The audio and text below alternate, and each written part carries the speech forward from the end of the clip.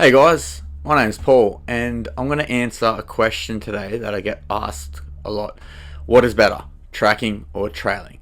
Now, to be able to answer this question fully, we're going to have to look at what each system of following human scent is. We're going to list the pros, the cons of each, and then I'm going to give you my take on what I believe is the best way to teach a dog if you're looking for them to follow a human scent.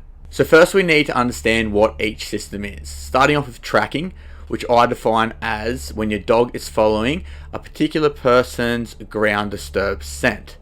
What that looks like is footstep odor with a mixture of human scent that's falling off them as they walk. This picture typically looks like a dog's nose close to the ground, moving in linear tracking patterns to the end result, end target. The next system is trailing. Trailing is defined as whenever your dog is following a particular person's odor, wherever that odor may be.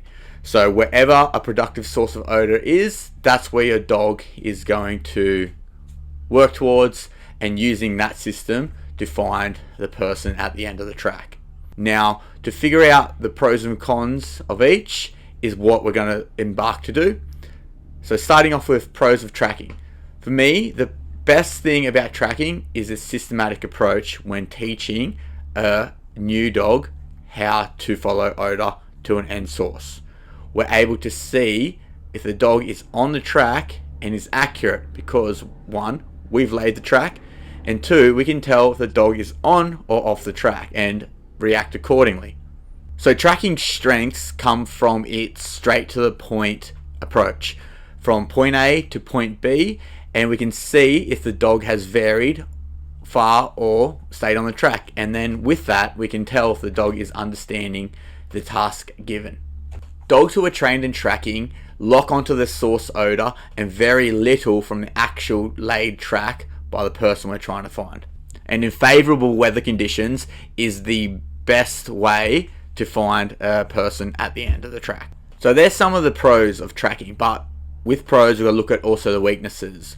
One of the weaknesses of the tracking system to teach a dog is that it does take longer and it isn't as inherent a natural ability for the dog compared to trailing. So the process to teach a dog to track takes sometimes weeks, months to get your dog from the fundamentals of tracking a meter to be able to track to 10 meters, and we can then eventually build distance and time. That can be a weakness if we're wanting a dog to get instant results. Tracking isn't the system to follow human odor that I would choose. Another weakness is that environmental factors. So things like wind, sunlight, rain, other distracting odors can all play a part to push the odor away from the actual true track. Especially if the track was laid on a hard surface, that track on that hard surface isn't going to last that long, especially if the environmental factors are not helpful. Okay, so in that case, tracking, you're not going to get anywhere because the track is no longer where the person has walked. Okay, moving on to trailing and some of the strengths of a trailing dog.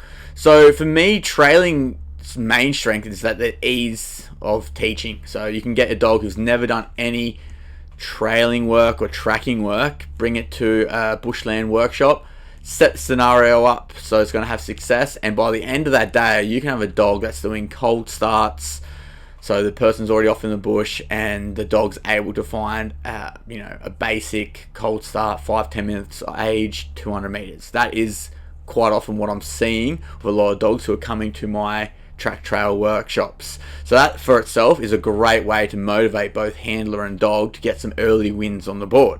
Another strength is that later on down the line, when the dog's coming up against some more challenging environments, is that a trailing dog is going to have a better opportunity to scent discriminate, because think about it, they're not looking for ground disturbed odor, which anything can create a ground disturbed odor. They're locked on to a particular person's scent. Okay, so where that blows, and if someone else's scent comes across it, it isn't as hard for the dog to problem solve that situation, to push past any sort of distraction. That's later on when the dog is coming up against harder tracking conditions. Another strength that we see with trailing dogs is environment, when it comes to environmental factors. So if a track's been laid and the wind's been blowing or the sun's out and there's a lot of UV and it's hot, the dog that's been taught trailing techniques is going to use whatever productive sources of odor it can find in the environment to complete the task and problem solve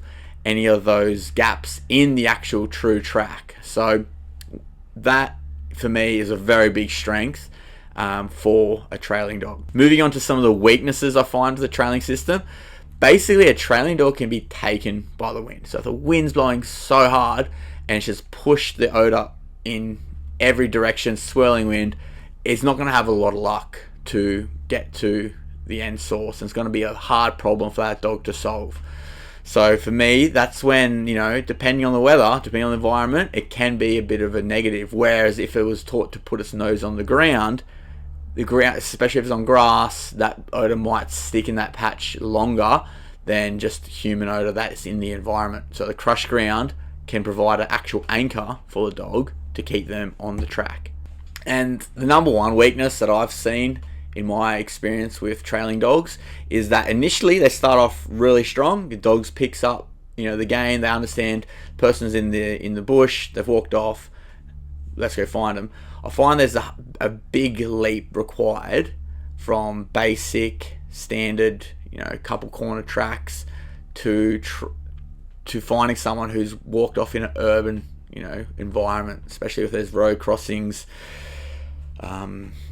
distractions, age. I find that it's a bit of a leap to go from the beginning trailing to advanced types of tracks and advanced problems. So that's something to keep into consideration when you're looking at one's strengths or weaknesses of trailing. Okay guys, now we've figured out the pros and weaknesses of both tracking and trailing systems.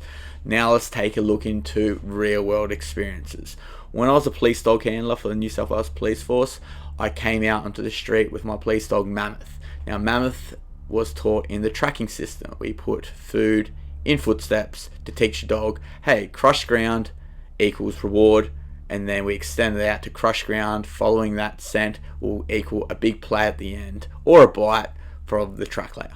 That's basically how most agencies teach their dogs to find and follow human odor. And when I came out on the street, that's what Mammoth was doing. He was following crushed ground to the end result. And this was all good, but when we came into trouble was when there was road crossings or a large patch of hard surface, or there was wind about, hot day. The dog was coming up a lot of problems it was finding difficult to solve. So what I noticed that as the dog got more experience, got more streetwise, it was learning to look for productive sources of odor rather than the actual true track, which is trailing. So that got me thinking, and what I've now come up with is a system of following human odor, which I call the track trail method. And why it's called a track trail method is because first and foremost, the dog has a foundation in tracking. Okay, the dog's taught to follow crushed ground odor as well as human scent that is on that track. Once the dog's got a good foundation in following crushed ground and human odor, then we start to incorporate trailing style of training, okay, which is the fire trails, the people just running off, and the dog has already that foundation that it can use in that situation. So this is what we teach in our bushland workshops. We do trailing methods when you come to a bushland workshop. For my urban workshops, we now go back into tracking methods. And I find that I haven't seen anyone else advocate for this method of combining and amalgamating both tracking systems and trailing systems in their approach at teaching their dog how to follow human scent. Because what I believe happens is that the dog, first and foremost, will always want to follow the track, okay? And then only when the track is no longer there, the dog will then rely on its backup system of trailing to get through that tricky part of the track to solve that problem for the dog. Once the dog solves that problem and gets his nose back on crushed ground, boom, it's away following that track. And that's just what I've seen through experience of many years tracking with dogs. The track trail method combines the best of both tracking and trailing systems and combines them together to give you a more holistic approach to your tracking dog's behavior.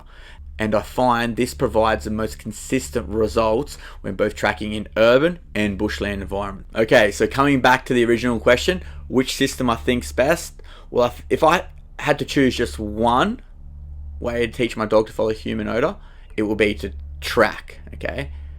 But if it was ideal world, it will be track and trailing.